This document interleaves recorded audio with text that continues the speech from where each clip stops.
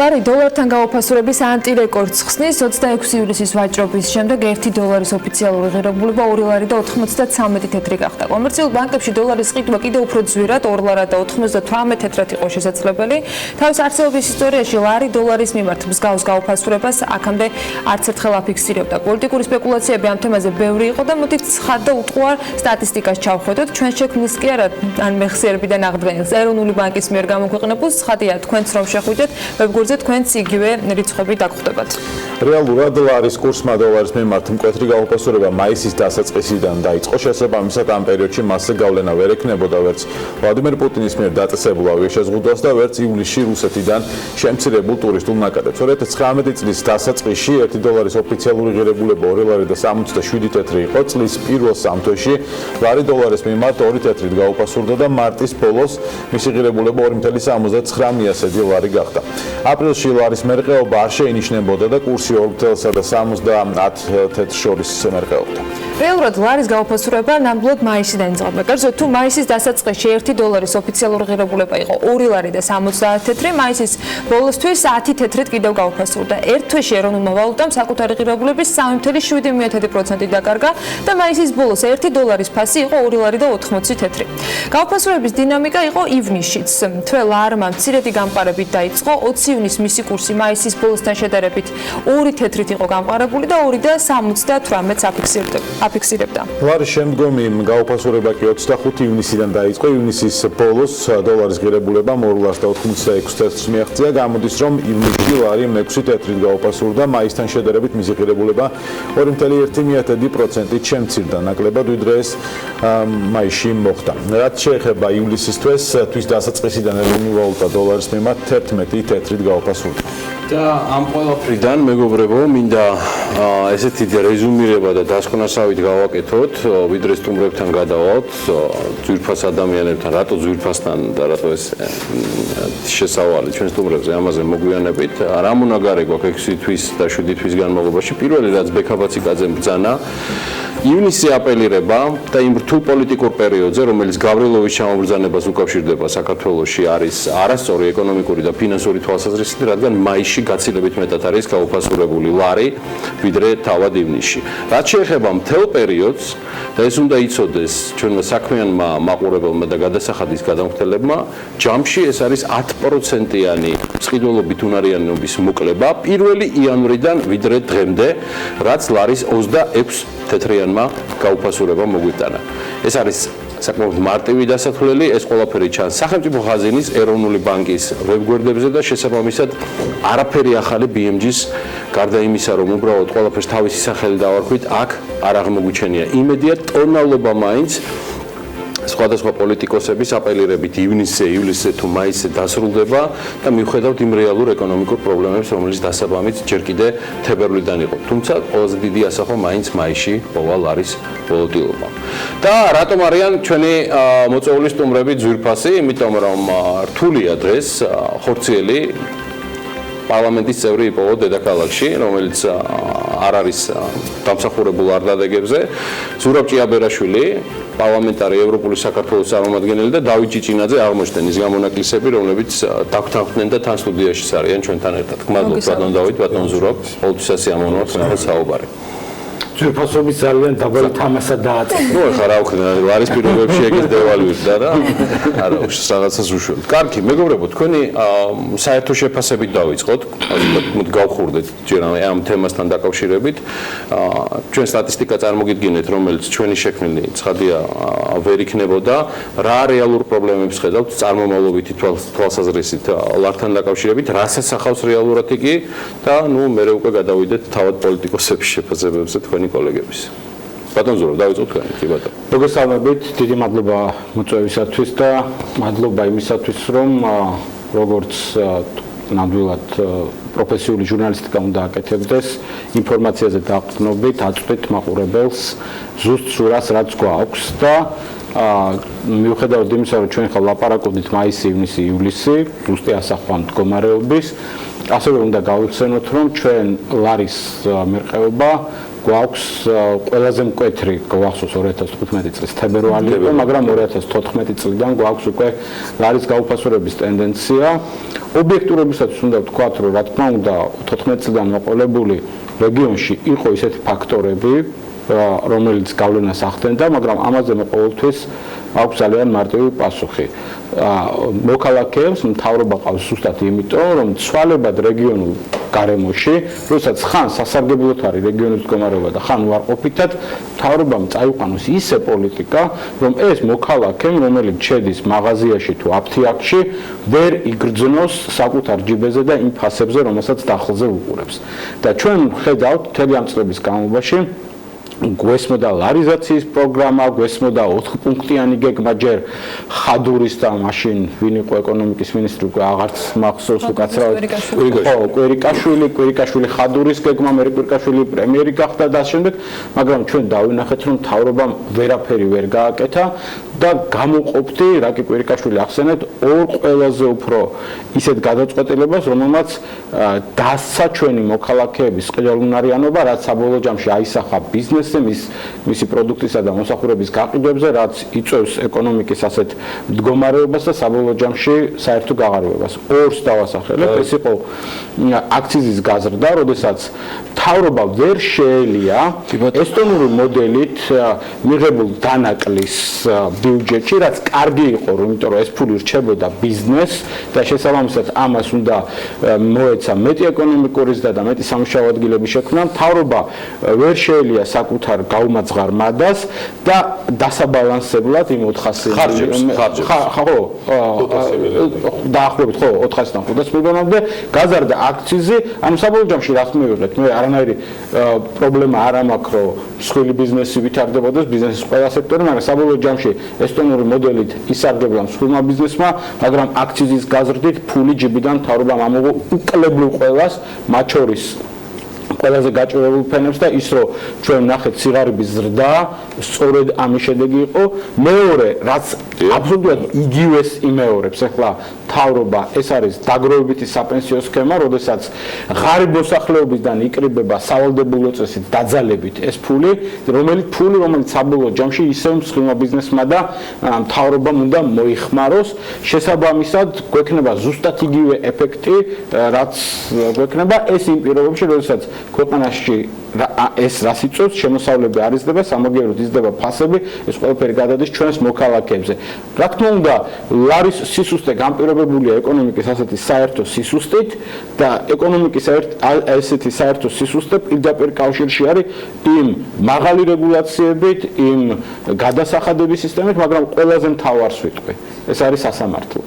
ასეთი სასამართლოს პირობებში რა ინვესტიცია უნდა შემოვიდეს ქვეყანაში, როდესაც ყველა ადგილზე, ადგილობრივმა მეწარმეებმა და გარედან მოსულმა ინვესტორმა იცის, რომ საქართველოში ფულის ჩადება დღეს არისკოა, იმიტომ რომ თუ მაგალითად ბიძინა ივანიშვილი დაეჯახა, ვთქვათ, რუსთავიორს ან ხაზარაძე ჯაფარიძეს, დღეს უკვე გაცილებით ქვედა დონის დონეზე ბიზნესს აქვს განცდა, რომ რო ამოიჩემოს მაგალითად რომელიღაცა მინისტრის მოადგილე, ან დეპარტამენტის უფროსმა, რომელიღაცა გამგებელმა შეიძლება მის დონეზე ის დარჩა სრულიად დაუცველი. არ არსებობს მედია, არ არსებობს სასამართლო, მედია არსებობს, როგორ არსებობს, მადლობა ღმერთს, რომ ამ ეთერში ვართ, მაგრამ შემდეგი სამიზნეხო სინამდვილეში ესენი არიან, პირველი არის ცნობილი წერილი რო გავიხსენოთ, ხო? ესე იგი გახარიას არაფორმალური წერილი ხაზარაძის მიმართ ჩამოთვლილი ესე იყო რუსთავიორი პირველი არტარია, ხო? ეს იყო. გავიგე, ხო. გავიგე ზურა, მადლობა. ზურაბ ჭიაბერაშვილის ორი უმთავრესი თემა გახდა აქციზის ზრდა, საპენსიო სააგენტო, თუმცა საერთო ჯამში, რასაც პარლამენტარი, ევროპული საქართველოს წარმომადგენელი და ერთ-ერთი ლიდერი ბრძანებს, უმთავრესი და ცხადია, რთულია ეს არ გაიზიარო სასამართლო სისტემაა, რომელიც უმთავრესი თემა არის აიმისოთ, რომ ქვეყნის მიმართ იყოს სრული კეთილგანწყობა ადგილობრივი და მცხოვრები ინვესტორების მხრიდან. ბატონი დავით ჭიჭინაძის ინტრო მაინტერესებს ამ თემაზე და მისი მოსაზრებები. რაც შეეხება სტატისტიკას, პირდაპირ ჩანს, რომ მაისის თვეში საერთოდ რუსი ტურისტი ყველაზე მაგრა ეძალება ქვეყანას. მათ 1 მაისიდან 10 მაისამდე ზოგადად არის ზუსტად ეგ არის, რომ როდესაც ყველაზე დასშეცვენება აქვს, არდაგები აქვს 1 მაისიდან 10 მაისამდე და ამ დროს მოდის ძალიან დიდი ნაკადი და შეიმჩნეოდა კიდევაც ქალაქში უცბად მათი შემოსვლა და პირველი პარადოქსი ზუსტად ეს იყო, რომ რატო? იქ შეიძლება თქვა ავიღოთ, რომ ჩვენი ეკონომიკა ისეთი მგრძნობიარეა, რომ ქობულია გადადგა და მოვიდა თურნავა და ამაზე მოახდინა რეაგირება. ხა შეგვიძლია თავი ამითი მოვიტყუოთ და ჩვენ ხვდებით, რომ რეალურად ახსნა ლარის ცვალებადობის ჩვენ არ გაგვაჩნია. ხა რაც შეეხება 2015 წელს, იქ კიდე ახსნადი იყო, იმიტომ რომ რეგიონის მასშტაბით როცა ვსაუბრობთ, ამას უძღვოდა 2014 წლის ოქტომბერში ამერიკის შეერთებული შტატების მიერ დოლარის ემისიის შეჩერება, ესე ვთქვათ, რომელიც მიდიოდა 2010 წლიდან 2009 წლის კრიზისის შემდეგ 2014 წლამდე და იყო 4 ეტაპი. ეს თავის დროზე ბენბერნანგი თქვა, რომ ადამიანი ვერტალიოტი დაარქვეს, რამდენიც დაჭირდება, იმდენ დოლარს მივაწვითო და სხვათა შორის ფულადი მასა შეერთებული შტატებში 800 მილიარდიდან 3.3 ტრილიონამდე გაიზარდა და ძალიან დიდი ფულადი მასა მიეწოდა. მიეწოდა სწორედ, რომელსაც არ გამოიწვია არც ინფლაცია, ესე იგი ფულის მიწოდება თურმე საერთოდ არ ყოფილა ეკონომიკაში. რასაც ჩვენი ქვეყანა არ აკეთებს და მაგ მომენტში უბრალოდ მოხდა შესაბამისად დოლარის გამყარება. დოლარის გამყარებამ გამოიწვია, რა თქმა უნდა, ეგ ავტომატურად არის, როდესაც მომგებიანი ხდება დოლარში ფულის გადატანა, ყველა იწყებს დოლარის ყიდვას და დოლარი მოთხოვნადია დღესაც იმაზე ბრძოლობს ტრამპიც ზუსტად, რომ გამიაფეთ დოლარიო და ეს სხვათა შორის 95 წელს რეიგანმა ჩაატარა ცნობილი პლაზას შეთანხმება არის, მაშინ ტრამპს ეკუთვნოდა ის სასტუმრო ნიუ-იორკში, იქ შეიკრიბა დიდი 6-ეული იყო, მაშინ არ იყო ეს 7 და 8 როიტყვიან და იქ იყო მოთხოვნა და მაშინ მოითხოვა ესა რეიგანმა, რომ 15%-ით უნდა დაესუსტებიათ, ესე იგი დოლარი. ეს რას ნიშნავს დოლარის დასუსტება, რომ რეალურად იყიდოს დღეს ცდილობს, რომ სარეზერვები გადაიტანოს სხვა ვალუტაში და არა დოლარში, ხო? შესაბამისად, მაშინ იაპონიამ თავი გამოიდო და 40%-ით დასუსტა და სხვა შორის ძალიან ძვირი დაუჭდა მე. ეს რას ნიშნავს, რომ როგორც კი შენ ასუსტებ შენს ვალუტას, იმ წუთში შენი ეკონომიკა ხდება დარტყმის ქვეშ. ბატონო, საქართველოში რა უყოთ დოლარს? აი და ზუსტად მანდ მივიდივარ, რომ ჩვენ დღეს რეალურად, აბსოლუტურად რა არანაირი შეხება გარესამყაროსთან ჩვენ კარგად ვიცით, რომ არ გაგვაჩნია რა. აი რეალურად თუ ეროვნული ბანკი დღეს დადუმებულია და იძახის, რომ ინფლაცია თავის ფარგლებშია, ისინი ხო რას იმაშვებია, რომ ჩვენ არ გვეხება, ჩვენ გვეხება ძირითადად ინფლაცია, მაგრამ თუ ინფლაციას ჩვენ გავყოფთ საქონლების მიხედვით, ხო ძირითადი მოხმარების საქონლები რა არის და რა არის, თქვა ფუფუნების საგნები, ხო თუ გაიხედავთ, გარეთ ყველგან წერია ფასდაკლება, 50, იმიტომ რომ არ იყიდება არაფერი, ხო ამ ბალანსს თუ აიღებ, რაც ძვირდება, ეს აქ მცირდება, ხო შესაბამისად ეკონომიკა არ იზრდება, ბუღალტრულად ყველაფრის გაკეთება შეიძლება და ჩვენ ნახეთ, რომ 5%-იან და 6%-იან ზრდებს აჩვენებს მთავრობა, ხო რომელსაც იმას გვიქვეყნებს. ეხლა თქვენ თუ გახვალთ ქუჩაში და ნებისმიერ ადამიანს გითხავთ, მის ცხოვრების დონე რას ნიშნავს ეკონომიკურის და ხო მის ცხოვრების დონე უნდა გაიზარდოს. აი ბოლო რაც 5 წელი რო ავიღოთ, ჩვენ პრაქტიკულად რაც ზურამ თქვა, რომ აქციზის გადასახადების დით, საპენსიო იმების დით, ჩვენ ცხოვრების დონე ყოველდღე ეცემა, იმიტომ რომ უფრო ნაკლები გვაქვს სახარჯავი. ეხლა მით უმეტეს ის რეგულაციები, რომელიც შემოიღო მთავრობამ, როდესაც ჩვენ აღარა გვაქვს საშუალება ადამიანებს ხელფასიდან ხელფასამდე. ეს ყველაზე მძიმე მომენტი რა იყო, რომ ხელფასიდან ხელფასამდე ფული არ ყოფნის ქვეყანას და ამას ესხლობდნენ იმ მიკროსაფინანსოებში და სწრაფი ონლაინ სესხები რაც იყო. ამათთან მიმართებაში რეგულაციები რო გართულდა, შესაბამისად ფულის მასა კლებულობს ჩვენს ქვეყანაში რა და აქედან გამომდინარე ინვესტორი ავტომატურად გაიქცევა, როდესაც შენი ლარი სუსტდება. ეს ყველამ უნდა ვიცოდეთ, რომ აქედან ადამიანი გაიქცევა დოლარი. სუსტდება ლარი, მინდა რომ ამ ნაწილზე გადავიდეთ. ბატონ ზურაბ, თქვენს და ბატონ დავით, თქვენს მაინც ინფლაციისკენ გადაходит მაინც ყიდულ უნარიანობას, მაგრამ რა ჭირს ეროვნულ ვალუტას? ანუ იდეაში რომ ტურისტულ სეზონზე წინა წლების პრაქტიკით, თუნდაც 2015 წლიდან მოყოლებული ველოდებოდით, რომ ჩვენ 2015-იც რომ ნახოთ, რომ გავიხსენოთ, აქ გახსოვთ თქვენ ყველაზე დიდი ნაკადი ტურისტების იყო 2015 წლის აგვისტოში, როდესაც სუპერთასი თამაშდებოდა ფეხბურთში. საქართველოში იმათმა რო ითამაშეს ბარსელონა, სევილია. ეგეთი რაოდენობა მოძალება და თუ გინდათ ამოიღეთ სტატისტიკიდან და ნახავთ, რომ მაგ პერიოდში მოხდა 10 პუნქტიანი გაიაფება ისა ლარის ვარდნა. აი როგორ შეიძლება, როცა ამდენი ადამიანი შემოდის ქვეყანაში, ესეთი დიდი რაოდენობით დოლარი შემოდის, ყველა სასტუმრო გადავსებული, ამხელა ფული იხარჯება და უცბად ლარი უფასურდება. ნუ ანომალიური მოვლენები ინტერვენციები იყო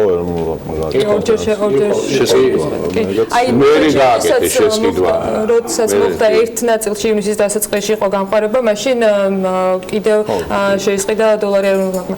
მაშინ რაზეა დამოკიდებული, რა ხდება დღეს? ანუ ერთი ვარიანტი, რომელსაც მართველი გუნდის წარმომადგენლები გვთავაზებენ, ეს არის აქციები, გავრილოვი და გარე ფაქტორები, რომელსაც გვეუბნება, რომ აი ეს იწვევს ლარის გაუფასურებას, რაც ცოტა რთული წარმოსადგენია, რომ ესე იგი, პირველ რიგში მთავრობა წლებია უკვე ყველას და ყველაფერს აბრალებს, გარდა საკუთარი არაკომპეტენტურობისა. მე მინისტრებს ცulis იმისა, რომ განსაკუთრებით ეკონომიკურ სექტორში.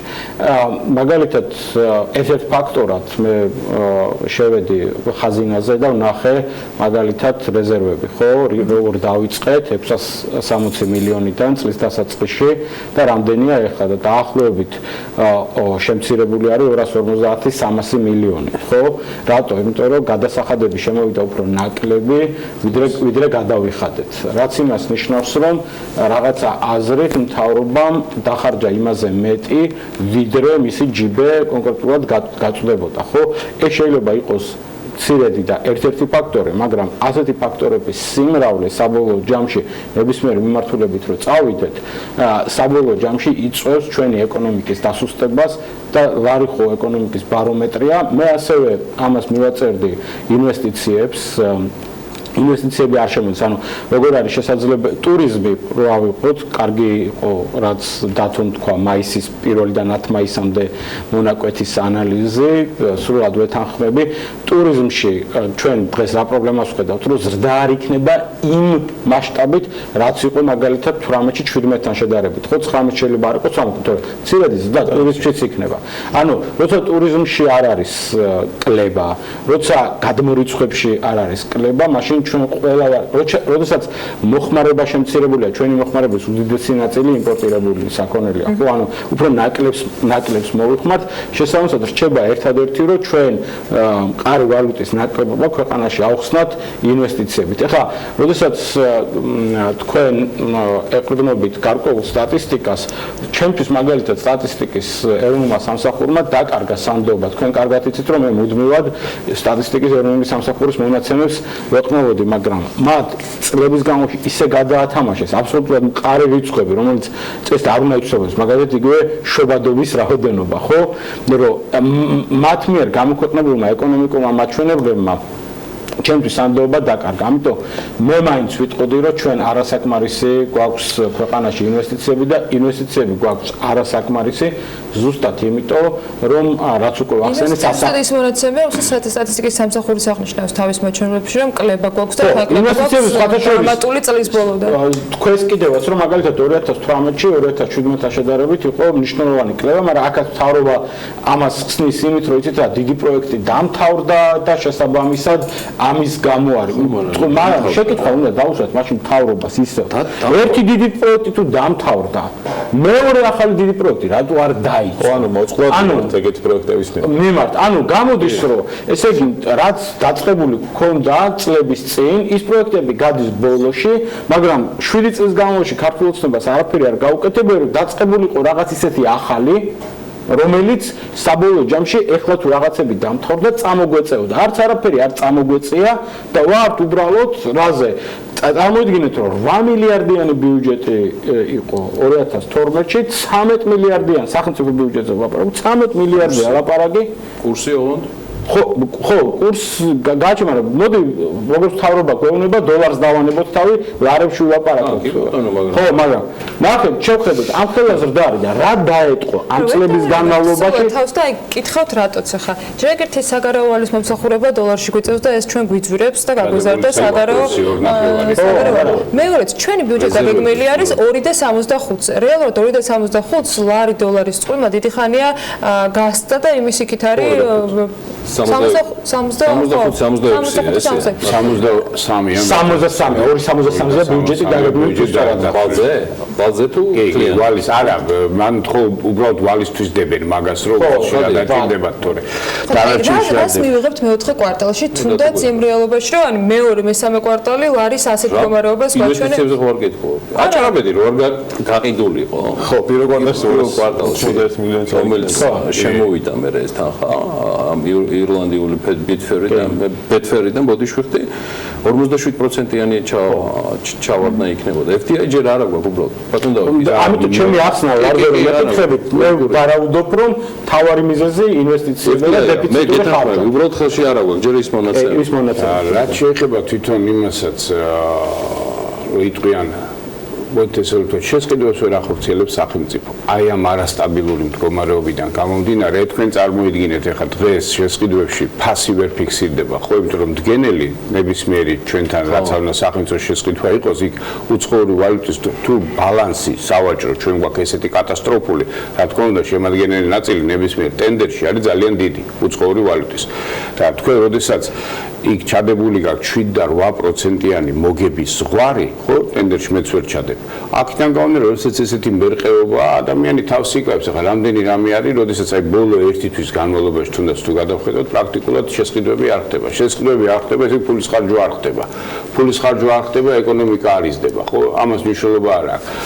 ამათთვის იმიტომ რომ ესენი გამოდიან ბუღალტერიას დაგვიხატავენ აი ხა მოიტანენ ალბათ ნახევარი წლის იმას ანგარის სადაც იქნება ზრდა კვირა ნახევრის წინ გითხრა პრემიერ-მინისტრმა რომ ინფრასტრუქტურის სამართლს 100%-ზე მაღალი ხარჯი და დაგვახვდა ესე დიდი ხარჯვა არ გქონია ხო ნუ არ ვიცი მე სიმართლე გითხრათ 2018 წლის აი ბოლო რაც იყო ერთი ის ვიცი რომ 31 დეკემბერს გადაურიცხეს 400 მილიონამდე იმას რა ქვია რეგიონებს ფული აი 31 დეკემბერს ჩაგირიცხება რო ყოფილიყო ქაღალდზე რო ყოფილიყო ის ჯერ ხო მაინც ვერ აითვისეს და კიდე 400 მილიონი გადარიცხეს როდესაც ეკონომიკაში ფულს არ ამუშავებ ფული არ შემოგდის გადასახადები არ შემოგდის იმას ვერ ანაწილებ რა თქმა უნდა ის ლარის კურსზეც აისახება და ზოგადად ჩვენს მდგომარეობასაც აისახება მეგობრებო ბოლო კითხვა რაც ინსპირაცია ბატონი დავითის მოსაზრება იყო ამ საერთაშორისო თემებთან დაკავშირებით 24 ივლისიდან როცა ბრალის ოფიციალური წაყენება მოხდა ხაზარაძე ჯაფარიძეზე ვიდრე კვირის ბოლომდე არამხოლოდ TBC PLC-ი 4-ვე ქართული კომპანიის ზარალი 734 მილიონი ლარია და კვირის დასაწყის თუ ავიღებთ ეს არის 250 ფუნტ სტერლინგი რაც 900 მილიონ ლარს ნიშნავს აღმოჩნდა და ეს ჩანდა წლის დასაწყისიდან მოყოლებული ინვესტორების დამოკიდებულებაში კონფიდენსიდან ყველაფრიდან ყველა დეტალიდან გამომდინარე რაც და როგორც არის უბრალოდ ეს ყველაფერი უკვე დღეს სხვა ქართულ კომპანიებსაც გადმოედო TBC-ის გარდა პრაქტიკულად მხოლოდ კვირის ბოლოს გამწვანდა ყველა და გადავიდა ძველ პოზიტივის რეჟიმში მაგრამ რეალურად ინვესტორებმა ძალიან დიდი რაოდენობის ფასიანი ქაღალდები გაყიდეს ამ კომპანიებში. აი ამის შეფასება მინდა რეზუმირების ნაწილში. შევადარებდი იანვრის ვარდნას TBC-ის აქციებისას, ეხანდელ ვარდნას. როდესაც იანვარში TBC-ის აქციები ვარდებოდა, სამაგიეროდ სხვა კომპანიებისა იზრდებოდა. ანუ ეს აჩვენებდა, რომ უცხოელმა ინვესტორებმა მართალია TBC გაყიდეს, მაგრამ ნდობა ჯერ კიდევ არსებობდა ქართული ეკონომიკის და ქართული სისტემის მიმართ და იყიდეს სხვა კომპანიების აქციები. საგანგაშო არის ეს ეხანდელი იმიტომ რომ მათ საბოლოო ჯამში დაინახეს უკვე იანვრიდან მოყოლებული ივლისამდე რომ ზოგადად სტრუქტურული პრობლემა აქვს ამ ქვეყანას ეკონომიკაში და ამ სტრუქტურულ პრობლემას ქვია ერთი სახელი ბიძინა ივანიშვილი ანუ ის თუ ამოირჩევს სამიზნეს არ ეშვება ამიტომ ამ ადამიანებმა თქვეს რომ დღეს TBC ბანკი არის სამიზნე ყვალო ჯორჯენ კაპიტალი იყოს ან საქართველოს ბანკი იყოს ან ესე იგი ევექსის ჯგუფს რა ქვია ჯორჯენ healthcare group მაშინ რა ვქნათ და შესაბამისად ამ ერთადერთი პრობლემა არის ივანიშვილი და შესაბამისად ჩვენ თუ გვინდა რომ მდგომარეობა გამოსწორდეს მარტივ რაღაცას ვიტყვი რა არის მდგომარეობის გამოსწორება სამართლიანი სასამართლო ნაკლები რეგულაცია ნაკლები გადასახადები ეს არის ძალიან მარტივი ფორმა მაგრამ მოკლევადიანად არაფერი არ გვეშველება სანამ ივანიშვილი მართავს ამ ქვეყანას იმიტომ რომ ესენიც კი ეხლა ოცნებამ ამის კეთება რომ დაიწყოს ნდობა იმდენად დაბალია ამ მთავრობის მიმართ ქვეყნის შიგნით და ქვეყნის გარეთ, რომ გადატვირთვის გარეშე, აი კომპიუტერს რომ გადავტვირთავთ ხოლმე, შეუძლებელია ქვეყანამ დაიბრუნოს ის ნდობა, რაც უშველის ლარს და ეკონომიკას. ზურამ ისეთი ის და არ ყოფილა საშუალო, იმიტომ რომ ივანიშვილი უახლოესი პერიოდი არსად არ წავა სამწუხაროდ.